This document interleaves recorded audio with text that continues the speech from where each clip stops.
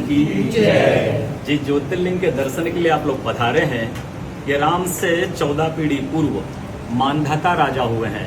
शिव पुराण में उल्लेख है, जिन्होंने माँ से नहीं पिता से जन्म लिया था। उनकी तपस्या से ये शिवलिंग प्रकट में स्थापित लिंग नहीं है। जिस प्रकार आरती करते हम प्रण अक्षर के मध्य, ओम अक्षर के मध्य, यह तीनों एका, जय शिव ओंकारा।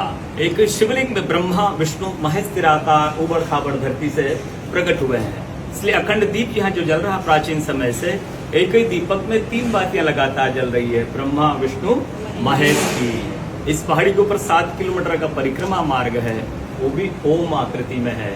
जो पर्वत के भगवान ओंकारेश्वर ज्योतिर्लिंग के लिए हम खड़े हैं दर्शनों के लिए, ये पर्वत स्वयं शिवलिंग की आकृति में है। चारों तरफ नर्मदा मैया जलेरी बनकर बह रही है।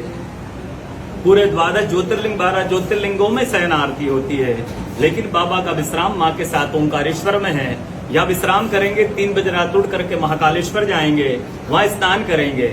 इसलिए वहाँ का भस्म आरती प्रसिद्ध है, यहाँ का शयन आरती प्रसिद्ध है। शिव पुराण में भी कथा आती है, महिलाएं 16 सोमवार व्रत करती है, उसमें भी कथा आती है।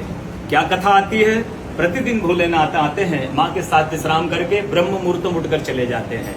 एक दिन जब भोले बाबा माँ के साथ पधारते हैं विश्राम के लिए, तो माँ पुजारी से पूछती हैं, पुजारी हम विश्राम के लिए जा रहे हैं, चौपड़ पासे में किनकी जीत होगी? पुजारी ने कहा कि आज ये भोले बाबा जीतेंगे। ऐसा बोलकर पुजारी घर चले जाते हैं। भोले बाबा माँ विश्राम के लिए चले जाते हैं। ब्रह्म मुहूर्त में जैसे ही भोले बाबा माँ बाहर निकलते हैं, पुजारी द्वार पर रहते हैं, माँ भोले बाबा बाहर निकलते, तो माँ पुजारी से पूछती है, पुजारी कल मैंने पूछा था आपसे, हम विश्राम के लिए जा रहे हैं, चौपड़ पासे में किनकी जीत होगी? आपने कहा भोले बाबा जीतेंगे, मैं जीती हूँ। माँ ऐसा बोल करके उनको श्राप दे के चली जाती है। उनके तुरंत पश्चात अप्सराएं शिवलिंग पे जल चढ़ाने आती हैं। अप्सराएं पुजारी से पूछती, पुजारी अस्वस्थ क्यों हो गए, आप तो ठीक थे। फिर पुजारी बताते हैं, प्रतिदिन भोले बाबा माँ के साथ विश्राम करके चले जाते थे, कल भोले बाबा माँ के साथ पधारे तो माँ ने मुझसे पूछ लिया, पुजारी हम विश्राम के लिए जा रहे हैं, चौपड़ पासे में किनकी जीत होगी? मैंने कहा भोले बाबा जीतेंगे। माँ जीत गई, माँ मुझे श्राप दे के चली गई। अप्सराएं बोलती चिंता न करो, हम अंदर जाकर शिवलिंग की पूजा करके आते हैं, फिर इसका उपाय बताएंगे। अप्सरा अंदर जा करके शिवलिंग की पूजा करके बाहर आके बोलती, पुजारी आज 16 सोमवार व्रत कीजिएगा, व्रत करते ही ठीक हो जाएंगे, व्रत करते ही स्वस्थ हो जाएंगे। ये वो कथा का दर्शन प्रतिदिन होते रहता है।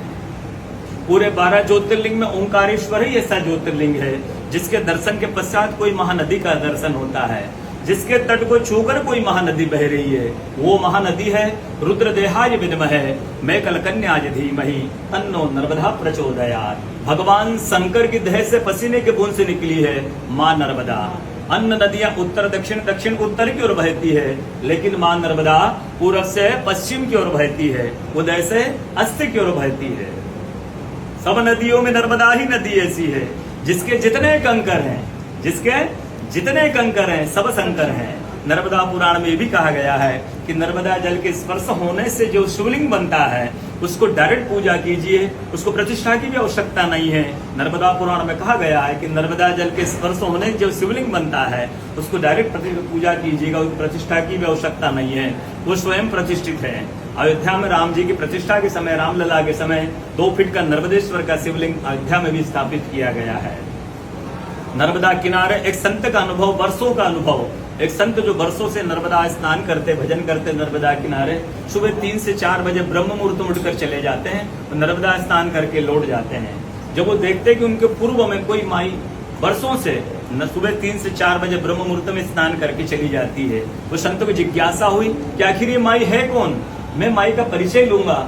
सुबह जैसे माई नर्मदा स्नान करके लौट रही है, तो संत ने देखा माई नर्मदा स्नान करके आ रही है। संत ने साष्टांग दंडवत किया, माँ को प्रणाम किया और माँ से पूछता है, माँ मैं आपसे बरसों से देख रहा हूँ, आप नर्मदा स्नान करके लौट जाती हो, अपना परिचय दीजिए, आखिर माँ है कौन? तो माई अपना परिचय देती है, मैं गंगा हूँ, मैं अपने शुद्धिकरण के लिए नर्मदा स्नान के लिए आती हूँ प्रतिदिन। बोलो गंगा मैया की जय, नर्मदा मैया की जय, ओंकारेश्वर भगवान की जय। आज की कथा के आनंद की जय। बहुत अच्छा, बहुत बहुत शानदार। आप लोग सब आओ।